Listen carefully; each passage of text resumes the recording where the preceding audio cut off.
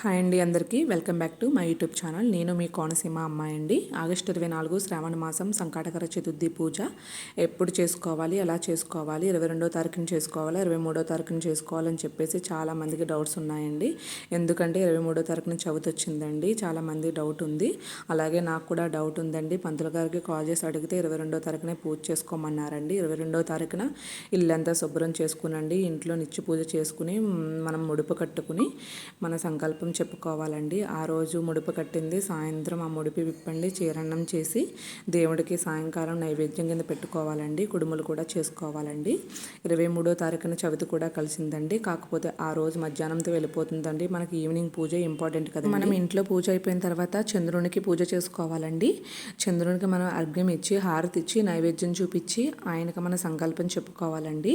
చంద్రుల్లో వినాయకుడు ఉన్నట్టు అనమాట మనకి. అలాగే ఆయనకి మన సంకల్పం చెప్పుకున్న తర్వాత అర్ఘ్యం ఇవ్వాలండి. అర్ఘ్యం ఇచ్చిన తర్వాత హారతి కూడా ఇవ్వాలండి.